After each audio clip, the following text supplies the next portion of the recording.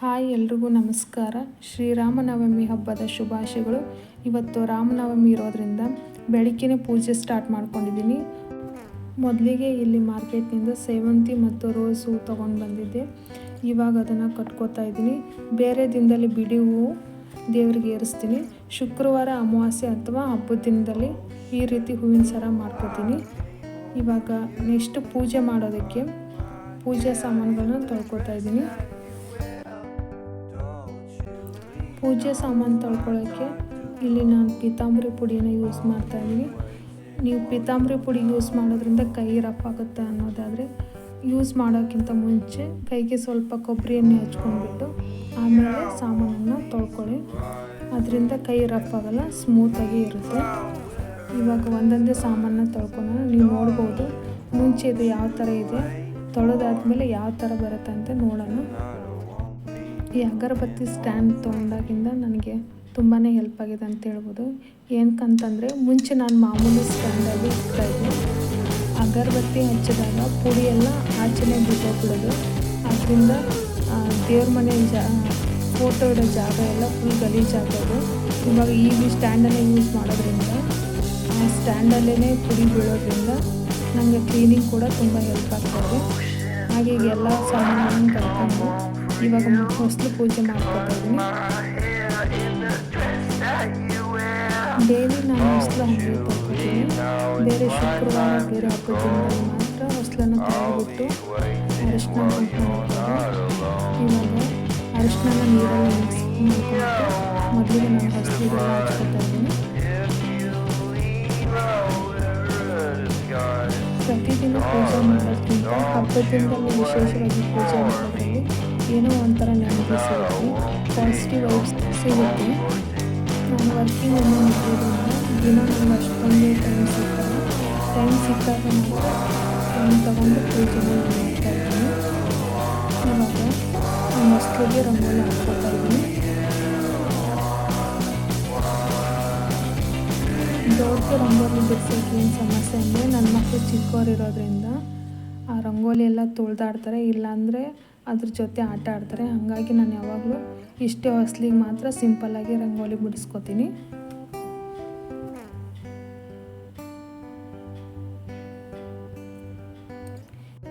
ಕೆಳಗಡೆ ಸಿಂಪಲ್ಲಾಗಿ ನಾನು ಒಂದು ಲೈನ್ನ ಹಾಕೋತಾ ಇದ್ದೀನಿ. ರಂಗೋಲಿ ಎಲ್ಲ ಹಾಕಿದ ಮೇಲೆ ಹೊಸ್ಲಿಗೆ ನಾನು ಹೂವನ್ನು ಇಕ್ಕೋತಾ ಇದ್ದೀನಿ. ನೋಡ್ಬೋದು ಇವಾಗ ಮುಂಚೆಗೂ ಇವಾಗೂ ಎಷ್ಟೊಂದು ಚೆನ್ನಾಗಿ ಕಾಣಿಸ್ತಾ ಇದೆ ಅಂತೆ. ನಮ್ಮನೇಲಿ ಪೂಜಾ ರೂಮ್ ಆಗಲಿ ಪೂಜೆಗೆ ಸಪ್ರೇಟ್ ಜಾಗ ಅಂತ ಏನಿಲ್ಲ. ಇಲ್ಲೇ ನಾವು ಮನೇಲಿ ಹಾಲಲ್ಲಿ ಪೂರ್ವಕ್ಕೆ ಮುಖ ಮಾಡಿಕೊಂಡು ಒಂದು ಶೆಲ್ಫನ್ನು ಹಾಕ್ಕೊಂಡ್ಬಿಟ್ಟು ಅಲ್ಲೇ ನಾನು ಪೂಜೆ ಮಾಡ್ಕೋತಾ ಇದ್ದೀನಿ. ಇವಾಗ ಎಲ್ಲ ಫೋಟೋಸ್ನು ಕ್ಲೀನಾಗಿ ಒರೆಸ್ಕೊಂಡ್ಬಿಟ್ಟು ಮೊದಲಿಗೆ ನಾನು ವಿಭೂತಿ, ಕುಂಕುಮ ಹಾಗೆ ಅರಿಶಿನ ಇಟ್ಕೋತಾ ಇದ್ದೀನಿ. ದೇವ್ರ ಮನೇಲಿ ನಾನು ಜಾಸ್ತಿ ಫೋಟೋಸ್ ಮಾಡ್ಕೊಂಡಿದ್ದೀನಿ. ಒಂದು 2-3 ಫೋಟೋಸ್ ಇದೆ ಅಷ್ಟೇ. ನಮ್ಮ ಮನೆ ದೇವರು ಶ್ರೀಶೈಲ ಮಲ್ಲಿಕಾರ್ಜುನ ಆಗಿರೋದ್ರಿಂದ ಅದೊಂದು ಫೋಟೋದು, ಹಾಗೆ ಒಂದು ಲಕ್ಷ್ಮೀ ಫೋಟೋ ಇಟ್ಕೊಂಡಿದ್ದೀನಿ. ಇವಾಗ ಅರಿಶಿನ ಕುಂಕುಮ ಹಚ್ಚಿ ಮೇಲೆ ದೀಪನ ಹಾಕಿಸ್ಕೊಂಡು ಹಾಗೆ ಇವಾಗ ಕಳಸನ ತುಂಬ್ತಾ ಇದ್ದೀನಿ. ಕಾಯಿಗೆ ಒಂದು ಅರಿಶಿನ ಹಾಕ್ಕೊಂಡ್ಬಿಟ್ಟು ಇವಾಗ ಕಳಸಕ್ಕೆ ನಾನಿಲ್ಲಿ ಮಾವಿನ ಇಡ್ತಾ ಇದ್ದೀನಿ. ಕಳಸ ಪೂಜೆ ಎಲ್ಲ ಆದಮೇಲೆ ದೇವ್ರ ಫೋಟೋಗೆ ನಾನು ಕಟ್ಟಿಟ್ಕೊಂಡಿರೋಂಥ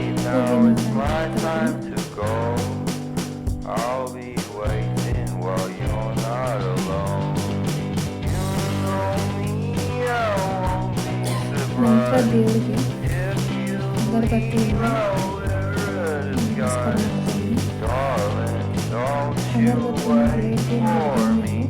ನಮಸ್ಕಾರ ಮಾಡ್ತೀನಿ. ನಂತರ ಕರ್ಪೂರದಿಂದ ದೇವರಿಗೆ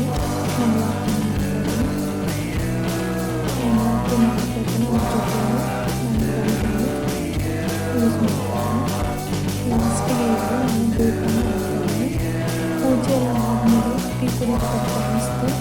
ಇವಾಗ ಸ್ಪೆಷಲಾಗಿ ನಾನಿಲ್ಲಿ ಲೆಮನ್ ಗ್ರಾಸ್ ಟೀನ ಮಾಡ್ತಾಯಿದ್ದೀನಿ. ಇಲ್ಲಿ ನೋಡ್ತಾ ಇರ್ಬೋದು, ಇದು ಲೆಮನ್ ಗಿಡದ್ದು ಎಲೆ ಒಣಗಿಸಿದ ಮೇಲೆ ಒಂದು ಬಾಕ್ಸಲ್ಲಿ ಸ್ಟೋರ್ ಮಾಡ್ಕೊತಾ ಇದ್ದೀನಿ. ಇವಾಗ 1 ಕಪ್ನಷ್ಟು ನೀರು ಹಾಕಿದ್ದೀನಿ. ಅದಕ್ಕೆ ಸ್ವಲ್ಪ ಕಡ್ಡಿನ ಹಾಕ್ತಾಯಿದ್ದೀನಿ. ನಂತರ ಅದಕ್ಕೆ 1 ಸ್ಪೂನಷ್ಟು ಟೀ ಪೌಡ್ರನ್ನ ಹಾಕ್ತಾಯಿದ್ದೀನಿ. ಎಲೆನೂ ಮತ್ತು ಟೀ ಪೌಡ್ರು ಚೆನ್ನಾಗಿ ನೀರಲ್ಲಿ ಕುದಿಬೇಕು. ಎಷ್ಟು ಚೆನ್ನಾಗಿ ಕುದಿಯುತ್ತೋ ಅಷ್ಟು ಚೆನ್ನಾಗಿ ಈ ಟೀ ಬರುತ್ತೆ. ನಂತರ ಇದಕ್ಕೆ ನಾನು 1 ಏಲಕ್ಕಿನ ಪುಡಿ ಮಾಡಿಕೊಂಡು ಹಾಕ್ಕೋತಾ ಇದ್ದೀನಿ. 3 ಚೆನ್ನಾಗಿ ನೀರಲ್ಲಿ ಕುದ್ದ ಮೇಲೆ 1 ಕಪ್ನಷ್ಟು ಹಾಲನ್ನು ಯೂಸ್ ಮಾಡ್ತಾಯಿದ್ದೀನಿ.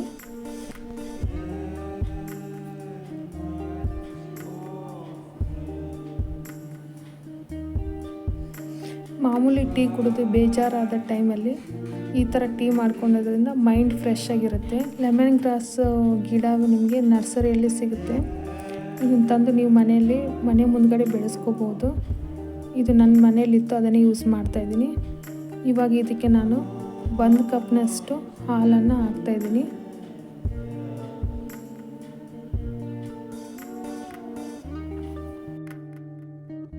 ಸಕ್ಕರೆನ ಇದೇ ಟೈಮಲ್ಲಾದರೂ ಯೂಸ್ ಮಾಡ್ಕೋಬೋದು.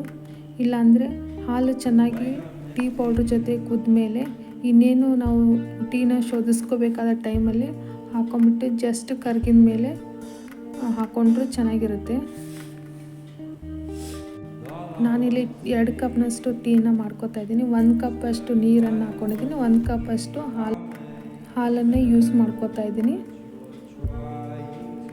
1 ಕಪ್ ಟೀಗ 1 ಸ್ಪೂನಷ್ಟು ಸಕ್ಕರೆನ ಯೂಸ್ ಮಾಡ್ತಾಯಿದ್ದೀನಿ.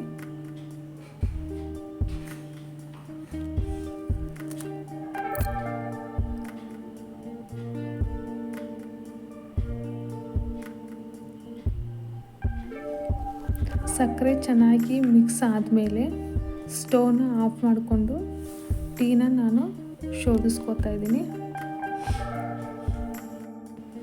ನೋಡ್ಬೋದು ಇವಾಗ ಲೆಮನ್ ಗ್ರಾಸ್ ಟೀ ರೆಡಿಗಿದೆ. ಟೇಸ್ಟ್ ಮಾತ್ರ ಸಖತ್ತಾಗಿ ಬಂದಿತ್ತು. ನೀವು ಒಂದ್ಸಲ ಈ ಥರ ಗಿಡನ ತಂದುಬಿಟ್ಟು ಟೀನ ಮಾಡ್ಕೊಂಡು ಕುಡಿ. ನಿಮ್ಮ ಅನುಭವ ಹೇಗಿರುತ್ತೆ ಅಂತ ನನಗೆ ಕಮೆಂಟ್ ಮೂಲಕ ಶೇರ್ ಮಾಡಿ.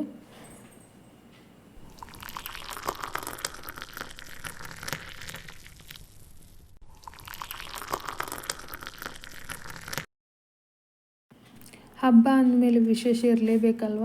ಅದಕ್ಕೆ ಇವತ್ತು ನಾನು ಸ್ಪೆಷಲಾಗಿ ಗಾರ್ಲಿಕ್ ಲೆಮನ್ ಸಾಂಬಾರನ್ನ ಮಾಡ್ಕೋತಾ ಇದ್ದೀನಿ. ಸಾಂಬಾರು ಮಾಡ್ಕೊಳ್ಳೋಕ್ಕೆ ಅರ್ಧ ಕಪ್ನಷ್ಟು ತೊಗರಿಬೇಳೆ ತೊಗೊಂಡಿದ್ದೀನಿ. ಅದನ್ನು 2ರಿಂದ 3 ಸರಿ ಕ್ಲೀನಾಗಿ ತೊಳೆದ ಮೇಲೆ ಅರ್ಧ ಲೀಟ್ರಷ್ಟು ನೀರು ಹಾಕ್ಕೊಂಡು 1 ಚಿಟಿಕೆ ಅರಿಶಿನ ಹಾಗೆ ಅರ್ಧ ಸ್ಪೂನಷ್ಟು ಎಣ್ಣೆನ ಹಾಕ್ಕೊಂಡ್ಬಿಟ್ಟು 2ರಿಂದ 3 ವಿಸಿಲ್ನ ಕೂಗಿಸ್ಕೊತೀನಿ. ಹಾಗೆ ಸೈಡಲ್ಲಿ ಅನ್ನ ಮಾಡ್ಕೊಳ್ಳೋಕ್ಕೆ ರೆಡಿ ಮಾಡ್ಕೋತಾ ಇದ್ದೀನಿ. ಸುಮಾರು 1 ಗ್ಲಾಸ್ ಅಕ್ಕಿಯನ್ನು ತೊಗೊಂಡಿದ್ದೀನಿ. ಇಲ್ಲಿ 1 ಗ್ಲಾಸಿಗೆ ನಾನು 1.5 ಗ್ಲಾಸ್ನಷ್ಟು ನೀರನ್ನು ತೊಗೋತಾ ಇದ್ದೀನಿ. ನೀವು ಕುಕ್ಕರಲ್ಲಿ ಮಾಡೋದ್ರಾದರೆ 1 ಗ್ಲಾಸ್ ಅಕ್ಕಿಗೆ 2 ಗ್ಲಾಸಷ್ಟು ನೀರನ್ನು ತೊಗೋಬೋದು. ಇಲ್ಲಿ ನಾನು ಆಚೆ ತಪ್ಪಲೆಯಲ್ಲಿ ಮಾಡ್ಕೊಳ್ಳೋದ್ರಿಂದ ಸ್ವಲ್ಪ ನೀರನ್ನು ಜಾಸ್ತಿ ಯೂಸ್ ಮಾಡ್ಕೋತಾ ಇದ್ದೀನಿ. ಹಾಗೆ ಒಂದು ಕಡೆಯಲ್ಲಿ ಬೇಳೆ ಬೇಯಿಸಿಟ್ಕೊಂಡಿದ್ದೀನಿ, ಇನ್ನೊಂದು ಕಡೆ ಅನ್ನ ರೆಡಿ ಆಗ್ತಾಯಿದೆ. ನಾನು ಅನ್ನಕ್ಕೆ ಸ್ವಲ್ಪ ರುಚಿಗೆ ತಕ್ಕಷ್ಟು ಉಪ್ಪನ್ನು ಹಾಕ್ಕೊಂಬಿಟ್ಟು ಅನ್ನ ಮಾಡೋಕ್ಕೆ ಇಟ್ಕೊಂಡಿದ್ದೀನಿ. ಹಾಗೆ ಸೈಡಿಗೆ ಸಾಂಬಾರಿಗೆ ಬೇಕಾಗಿರುವಂಥ ಐಟಮ್ಸ್ನ ರೆಡಿ ಮಾಡ್ಕೋತಾ ಇದ್ದೀನಿ. ಇದಕ್ಕೆ ಸುಮಾರು 1 ಟೊಮೆಟೊನ ಚಿಕ್ಕದಾಗಿ ಕಟ್ ಮಾಡ್ಕೋತಾ ಇದ್ದೀನಿ. ಹಾಗೆ 2ರಿಂದ 3 ಹಸಿಮೆಣ್ಸಿನ್ಕಾಯಿ ಯೂಸ್ ಮಾಡ್ಕೋತಾ ಇದ್ದೀನಿ. ಮತ್ತು ಇದಕ್ಕೆ ಸಾಂಬಾರಿಗೆ ಒಣ ಕೊಬ್ಬರಿಯನ್ನು ಯೂಸ್ ಮಾಡ್ತಾಯಿದ್ದೀನಿ. 2ರಿಂದ 3 ಸ್ಪೂನ್ ಆಗೋಷ್ಟು ಒಣ ಕೊಬ್ಬರಿಯನ್ನು ನಾನು ತುರಿದ್ಬಿಟ್ಟು ಇಟ್ಕೊಂಡಿದ್ದೀನಿ. ಹಾಗೆ ಈ ಕಡೆ ಸಾಂಬಾರಿಗೆ ಒಗ್ಗರಣೆಗೆ ಒಂದು ಸಣ್ಣ ಫ್ರೈಯಿಂಗ್ ಪ್ಯಾನಲ್ಲಿ ನಾನು ಮಸಾಲೆನ ಡ್ರೈ ಫ್ರೈ ಮಾಡ್ತಾಯಿದ್ದೀನಿ. ಡ್ರೈ ಫ್ರೈ ಮಾಡೋದಕ್ಕೆ 1 ಸ್ಪೂನಷ್ಟು ಉದ್ದಿನಬೇಳೆನ ಯೂಸ್ ಮಾಡ್ತಾಯಿದ್ದೀನಿ. ಹಾಗೆ ಅರ್ಧ ಸ್ಪೂನಷ್ಟು ಪೆಪ್ಪರ್ನ ಹಾಕ್ಕೊತಾಯಿದ್ದೀನಿ. ಉದ್ದಿನಬೇಳೆ ಪೆಪ್ಪರ್ ಸ್ವಲ್ಪ ಫ್ರೈ ಆದಮೇಲೆ ಇಲ್ಲಿ ನಾನು 1 ಸ್ಪೂನಷ್ಟು ಜೀರಿಗೆನ ಹಾಕ್ಕೊತಾ ಇದ್ದೀನಿ. ನಂತರ 8ರಿಂದ 10 ಬೆಳ್ಳುಳ್ಳಿ ಹೆಸರನ್ನು ಯೂಸ್ ಮಾಡ್ತಾಯಿದ್ದೀನಿ. ನೀವು ಸಿಪ್ಪೆ ತೆಗೆಯೋದಾದ್ರೆ ಯೂಸ್ ಮಾಡ್ಬೋದು, ಇಲ್ಲ ಹಾಗೆ ಬೇಕಾದರೆ ಯೂಸ್ ಮಾಡ್ಬೋದು. ಇಲ್ಲಿ ಉದ್ದಿನಬೇಳೆ, ಮೆಣಸು, ಜೀರಿಗೆ, ಬೆಳ್ಳುಳ್ಳಿ ಫ್ರೈ ಆದಮೇಲೆ ಒಂದು ತಟ್ಟೆಗೆ ಹಾಕ್ಕೋತಾ ಇದ್ದೀನಿ. ನಂತರ ಇಲ್ಲಿ 1 ಸ್ಪೂನಷ್ಟು ಧನಿಯಾ ಡ್ರೈ ಫ್ರೈ ಮಾಡ್ಕೊತಾ ಇದ್ದೀನಿ. ಪುರಿನ ಸ್ಲೋ ಆಗಿ ಇಟ್ಕೊಂಡು ಫ್ರೈ ಮಾಡಬೇಕು. ಜೋರಾಗಿ ಇಟ್ಕೊಂಡ್ರೆ ಧನಿಯಾಕಾಳು ಸೀದೋಗೋ ಚಾನ್ಸಸ್ ಇರುತ್ತೆ. ಧನಿಯಾಕಾಳು ಸ್ವಲ್ಪ ಫ್ರೈ ಆದಮೇಲೆ ಮತ್ತು ನಾವೇನು ಹುರಿದಿಟ್ಕೊಂಡಿರೋಂಥ ಐಟಮ್ಸ್ನ ಹಾಕೋಬೇಕು. ನಂತರ ಅದಕ್ಕೆ ನಾವು ಹುರಿದಿಟ್ಕೊಂಡಿರೋಂಥ ಒಣ ಕೊಬ್ಬರಿ ಪುಡಿಯನ್ನು ಹಾಕೋಬೇಕು. ಒಣ ಕೊಬ್ಬರಿ ಇಲ್ಲ ಅಂದರೂ ಕೂಡ ಹಸಿ ಕೊಬ್ಬರಿಯನ್ನು ಯೂಸ್ ಮಾಡ್ಬೋದು. ಎರಡನ್ನೂ ಯೂಸ್ ಮಾಡೋದ್ರಿಂದ ಕೂಡ ಟೇಸ್ಟ್ ಸಖತ್ತಾಗಿ ಬರುತ್ತೆ. ಇವಾಗ ಕೊಬ್ಬರಿ ಸ್ವಲ್ಪ ಬಿಸಿ ಆದಮೇಲೆ ಅದನ್ನು ಮತ್ತೆ ನಾನು ಒಂದು ತಟ್ಟೆಗೆ ಟ್ರಾನ್ಸ್ಫರ್ ಮಾಡ್ಕೊತಾ ಇದ್ದೀನಿ. ಇದೆಲ್ಲ ಸ್ವಲ್ಪ ಆರಕ್ಕೆ ಬಿಡೋಣ. ಆರಿದ ಮೇಲೆ ಇವಾಗ ಮಿಕ್ಸಿ ಜಾರ್ಗೆ ನಾನು ಇವಾಗ ಪುಡಿ ಮಾಡ್ಕೊಂಡು ಬರ್ತೀನಿ. ಫುಲ್ ನೈಸಾಗಿ ರುಬ್ಕೊಬರ್ಬೇಕು, ತರಿಯಾಗಿರಬಾರ್ದು. ಮಿಕ್ಸಿ ಮಾಡೋ ಟೈಮಲ್ಲಿ ನೀರಾಗಲಿ ಬೇರೆ ಏನೂ ಯೂಸ್ ಮಾಡಬಾರ್ದು. ಡ್ರೈನೇ ಮಿಕ್ಸಿ ಮಾಡ್ಕೊಬರ್ಬೇಕು. ನೈಸಾಗಿ ಇರಬೇಕು. ತರಿಯಾಗಿದ್ದರೆ ಸಾಂಬಾರು ಟೆಕ್ಸ್ಚರು ಚೆನ್ನಾಗಿ ಬರಲ್ಲ. ಇವಾಗ ಒಗ್ಗರಣೆಗೆ ಒಂದು ಕಡಾಯಲ್ಲಿ 2-3 ಸ್ಪೂನಷ್ಟು ಎಣ್ಣೆನ ಹಾಕೋತಾ ಇದ್ದೀನಿ. ಎಣ್ಣೆ ಬಿಸಿ ಆದಮೇಲೆ 1/4 ಸ್ಪೂನಷ್ಟು ಸಾಸಿವೆ ಹಾಕೋತಾ ಇದ್ದೀನಿ. ಸಾಸಿವೆ ಬಿಸಿ ಆದಮೇಲೆ 2-3 ಬ್ಯಾಡಗಿ ಮೆಣಸಿನ್ಕಾಯಿ ಹಾಕೋತಾ ಇದ್ದೀನಿ. ಹಾಗೆ 2-3 ಹಸಿ ಮೆಣಸಿನ್ಕಾಯಿನ ಯೂಸ್ ಮಾಡ್ತಾಯಿದ್ದೀನಿ. ನಿಮಗೆ ಖಾರ ಜಾಸ್ತಿ ಬೇಕಾದರೆ ಖಾರ ಜಾಸ್ತಿ ಹಾಕ್ಕೊಳ್ಳಿ. ಖಾರ ಕಮ್ಮಿ ಇಷ್ಟಪಡೋರು ಕಮ್ಮಿ ಯೂಸ್ ಮಾಡ್ಕೊಳ್ಳಿ. ಹಾಗೆ ಸ್ವಲ್ಪ ಕರಿಬೇವನ್ನ ಹಾಕ್ಕೋತಾ ಇದ್ದೀನಿ. ಇದೆಲ್ಲ ಫ್ರೈ ಆದಮೇಲೆ ನಾವೇನು ಕಟ್ ಮಾಡ್ಕೊಂಡಿರೋಂಥ ಟೊಮೆಟೊನ ಮಿಕ್ಸ್ ಮಾಡ್ಕೋತಾ ಇದ್ದೀನಿ. ಟೊಮೆಟೊ ಎಣ್ಣೆಯಲ್ಲಿ ಚೆನ್ನಾಗಿ ಫ್ರೈ ಆಗೋವರೆಗೂ ಮಿಕ್ಸ್ ಮಾಡ್ಕೋಬೇಕು. ಇಷ್ಟು ಮಾಡೋಷ್ಟರಲ್ಲಿ ಸೈಡಿಗೆ ನಾನೇನು ಅನ್ನ ಇಟ್ಕೊಂಡಿದ್ನಲ್ಲ, ಅನ್ನ ರೆಡಿ ಆಗಿದೆ. ನೋಡ್ಬೋದು ಇವಾಗ ಅನ್ನ ಎಷ್ಟು ಚೆನ್ನಾಗಿ ಉದ್ರಾಗಿ ಬಂದಿದೆ.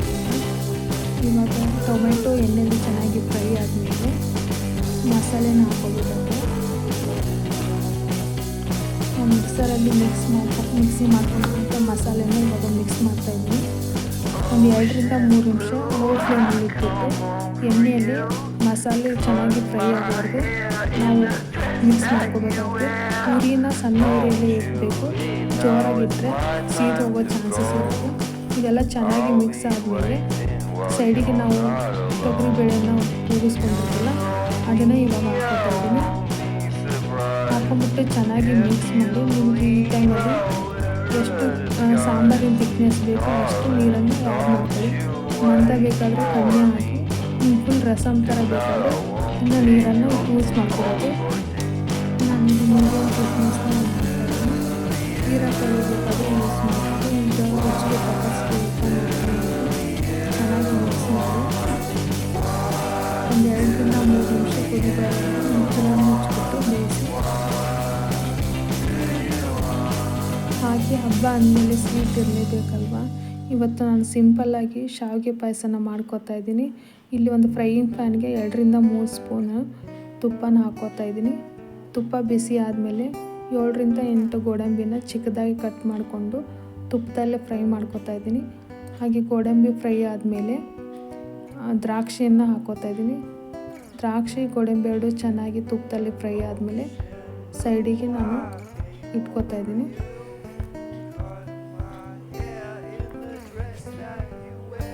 ನಿಮಗೆ ತುಪ್ಪ ಎಷ್ಟು ಬೇಕಾದರೂ ಯೂಸ್ ಮಾಡ್ಕೋಬೋದು. ತುಪ್ಪ ಜಾಸ್ತಿ ಯೂಸ್ ಮಾಡೋದ್ರಿಂದ ಟೇಸ್ಟ್ ತುಂಬ ಚೆನ್ನಾಗಿರುತ್ತೆ. ಹಾಗೆ ಮಕ್ಕಳಿಗೂ ಕೂಡ ಆರೋಗ್ಯಕ್ಕೆ ಒಳ್ಳೆಯದಂತಲೇ ಹೇಳ್ಬೋದು. ಇವಾಗ ಡ್ರೈ ಫ್ರೂಟ್ಸ್ ಎಲ್ಲ ತುಪ್ಪದಲ್ಲಿ ಹುರ್ಕೊಂಡಿದ್ದೀನಿ. ಹಾಗೆ ಅದೇ ತುಪ್ಪದಲ್ಲಿ ನಾನು ಸುಮಾರು 1 ಕಪ್ನಷ್ಟು ಶಾವಿಗೆನ ಯೂಸ್ ಮಾಡ್ತಾಯಿದ್ದೀನಿ. ಇಲ್ಲಿ ನೋಡ್ಬೋದು ನಾನು ಸಣ್ಣ ಶಾವಿಗೆನ ಯೂಸ್ ಮಾಡ್ಕೋತಾ ಇದ್ದೀನಿ. ನಿಮ್ಮ ಹತ್ರ ಸಣ್ಣ ಶಾವಿಗೆ ಇಲ್ಲಾಂದರೂ ಕೂಡ ದಪ್ಪದಾಗಿ ಸಿಗುತ್ತಲ್ಲ ಅದನ್ನೇ ಯೂಸ್ ಮಾಡ್ಕೋಬೋದು. ಇದು ಹಸಿ ಶಾವಿಗೆ ಇರೋದ್ರಿಂದ ನಾನು ಮೀಡಿಯಮ್ ಫ್ಲೇಮಲ್ಲಿ ಇಟ್ಕೊಂಡ್ಬಿಟ್ಟು 2-3 ನಿಮಿಷ ತುಪ್ಪದಲ್ಲಿ ಚೆನ್ನಾಗಿ ಹುರ್ಕೋತಾ ಇದ್ದೀನಿ.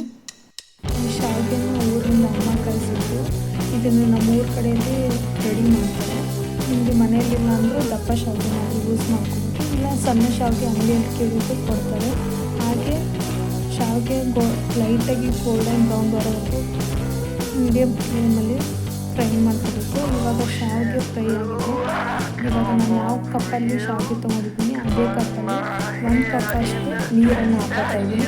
ಈ ನೀರು ಬದಲಾಗಿ ಬರೀ ಹಾಲೆಲ್ಲ ತೊಗೊಂಡು ನಾನು ನೀರು ಮತ್ತು ಹಾಲನ್ನು ಎರಡನ್ನೂ ಯೂಸ್ ಮಾಡ್ತಾಯಿದ್ದೀನಿ. ಇವಾಗ ಮುಂಚೆ ಶಾವಿಗೆ 1-2 ಕುದಿಯಷ್ಟು ನೀರಲ್ಲಿ ಕುದಿಯೋದನ್ನು ಬೇಯಿಸ್ಕೋಬೇಕು. ಒಂದು 30% ಶಾವಿಗೆ ನೀರಲ್ಲಿ ಬೆಂದಮೇಲೆ ನಾನು ಒಂದು 4-5 ಸ್ಪೂನಷ್ಟು ಸಕ್ಕರೆನ ಯೂಸ್ ಮಾಡ್ಕೊತೀನಿ. ಸಕ್ಕರೆ ನಿಮಗೆ ಯಾವ ರೀತಿ ಬೇಕೋ ಅದನ್ನು ಹಾಕಿ. ಸ್ವೀಟ್ ಜಾಸ್ತಿ ಬೇಕಂದರೆ ಇನ್ನೂ 2 ಸ್ಪೂನ್ ಜಾಸ್ತಿ ಯೂಸ್ ಮಾಡಿ. ಇಲ್ಲ ಮೀಡಿಯಮ್ ಸ್ವೀಟ್ ಬೇಕಾದರೆ 4-5 ಸ್ಪೂನ್ ಯೂಸ್ ಮಾಡಿದ್ರೆ ಸಾಕಾಗುತ್ತೆ. ಇಲ್ಲಾಂದರೆ ಕಪ್ ಅಳತೆ ಇಲ್ಲ ಆದರೆ ಕಾಲು ಭಾಗದಷ್ಟು ಸಕ್ಕರೆನ ಯೂಸ್ ಮಾಡ್ತೀವಿ. ಇವಾಗ ಸಕ್ಕರೆ ಕರಗಿದ ಮೇಲೆ ನೀವು ಕಲರ್ ಚೇಂಜ್ ಆಗಿರೋದನ್ನು ನೋಡ್ಬೋದು. ಇದೇ ಸ್ಟೇಜಲ್ಲಿ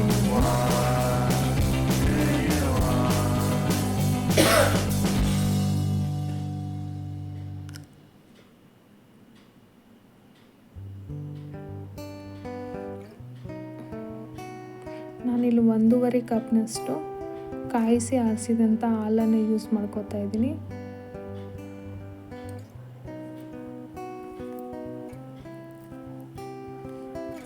ನೀವು ಹಸಿ ಹಾಲನ್ನಾದರೂ ಯೂಸ್ ಮಾಡ್ಕೋಬೋದು. ಕಾಯಿಸಿ ಆರಿಸಿದ ಹಾಲನ್ನು ಹಾಕೋದ್ರಿಂದ ಟೇಸ್ಟ್ ಚೆನ್ನಾಗಿರುತ್ತೆ. ಹಾಗೆ ಹಾಲು 1-2 ಕುದಿ ಬಂದ ಮೇಲೆ ಇಲ್ಲಿ ನಾನು 5 ರುಪೀಸ್ಗೆ ಅಂತ ಬಾದಾಮಿ ಪೌಡ್ರನ್ನ ಯೂಸ್ ಮಾಡ್ತಾಯಿದ್ದೀನಿ. ಬಾದಾಮಿ ಪುಡಿ ಹಾಕೋದ್ರಿಂದ ಟೇಸ್ಟು ಮತ್ತು ಟೆಕ್ಸ್ಚರು ತುಂಬ ಚೆನ್ನಾಗಿ ಬರುತ್ತೆ. ನಿಮ್ಮ ಹತ್ರ ಬಾದಾಮಿ ಪುಡಿ ಇಲ್ಲಾಂದರೆ ಸ್ಕಿಪ್ ಮಾಡ್ಬೋದು. ಹಾಗೆ ಮಾಡೋದ್ರಿಂದ ಕೂಡ ಚೆನ್ನಾಗಿರುತ್ತೆ.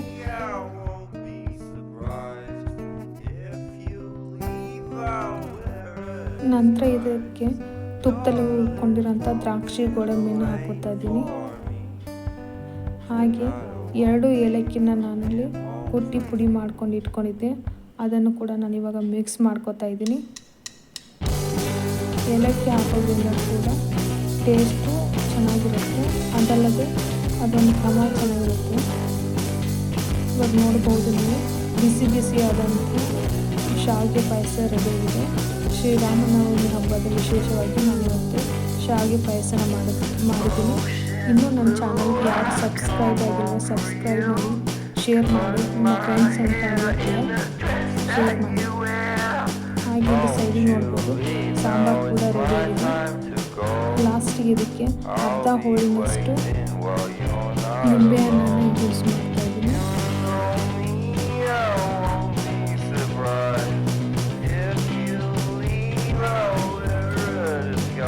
ಈ ಸಾಂಬಾರು ಬಿಸಿ ಅನ್ನ ಜೊತೆ ಟೇಸ್ಟ್ ಮಾತ್ರ ಸಖತ್ತಾಗಿರುತ್ತೆ. ಜೀರಿಗೆ ಮೆಣಸಿನ ಫ್ಲೇವರ್ ಸಖತ್ತಾಗಿರುತ್ತೆ. ಸಾಂಬಾರು ತಿಂತಾಯಿದ್ರೆ ಇನ್ನೂ ತಿಂತಾ ಇರಬೇಕು ಅನಿಸುತ್ತೆ. ಹಾಗೆ ಫೈನಲಾಗಿ ಸ್ವಲ್ಪ ಕೊತ್ತಂಬರಿ ಹಾಕಿಸ್ಕೊಂಡ್ರೆ ಗಾರ್ಲಿಕ್ ಲೆಮನ್ ಸಾಂಬಾರು ರೆಡಿ ಇರುತ್ತೆ. ಹಬ್ಬದ ಸ್ಪೆಷಲಾಗಿ ನಾನು ಸಾಂಬಾರನ್ನು ಮಾಡ್ತಾಯಿದ್ದೀನಿ. ನೀವು ಮಾಡಿ ನೋಡಿ ಯಾವ ಥರ ಬಂತಂತ ನನಗೆ ಕಮೆಂಟ್ ಮಾಡಿ. ಈ ಸಾಂಬಾರು ನಮ್ಮ ಮನೇಲಿ ಎಲ್ಲರೂ ಇಷ್ಟಪಟ್ಟರು. ಹಾಗೆ ನಿಮ್ಮ ಜೊತೆನೂ ನಾನು ಇವಾಗ ಶೇರ್ ಮಾಡ್ತಾಯಿದ್ದೀನಿ. ಹಾಗೆ ಸೈಡ್ಸ್ಗೆ ನಾನು ಹಪ್ಪಳನ ಮಾಡ್ಕೋತಾ ಇದ್ದೀನಿ.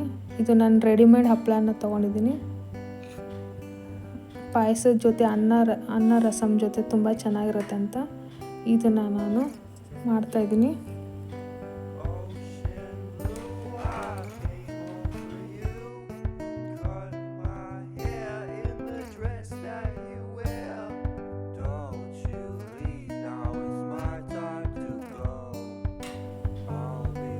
ನಾನು ಇದನ್ನು ಬಿಸಿ ಅನ್ನ ಜೊತೆ ಸಾಂಬಾರನ್ನ ಸರ್ವ್ ಮಾಡ್ತಾಯಿದ್ದೀನಿ. ನೋಡ್ಬೋದು ಯಾವ ಥರ ಬಂದಿದೆ ಅಂತ ನೋಡ್ಬೋದು. ಸಾಂಬಾರು ಟೆಕ್ಸ್ಚರ್ ಆಗಿರ್ಬೋದು, ಕಲರ್ ಆಗಿರ್ಬೋದು ತುಂಬಾ ಚೆನ್ನಾಗಿ ಬಂದಿದೆ. ನೀವು ಒಂದ್ಸರಿ ಮನೇಲಿ ಟ್ರೈ ಮಾಡಿ.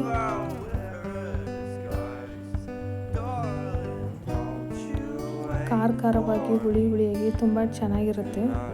ನಿಮ್ಮ ಮನೇಲಿ ಕೂಡ ಎಲ್ಲರೂ ಇಷ್ಟಪಡ್ತಾರೆ ಅಂತ ನಾನು ಅಂದ್ಕೊಂಡಿದ್ದೀನಿ. Thank you for watching. ಇನ್ನೊಂದು ಹೊಸ ರುಚಿಯೊಂದಿಗೆ ಹೊಸ ಅಡುಗೆಯೊಂದಿಗೆ ಮತ್ತೆ ಸಿಗೋಣ. ಬಾಯ್.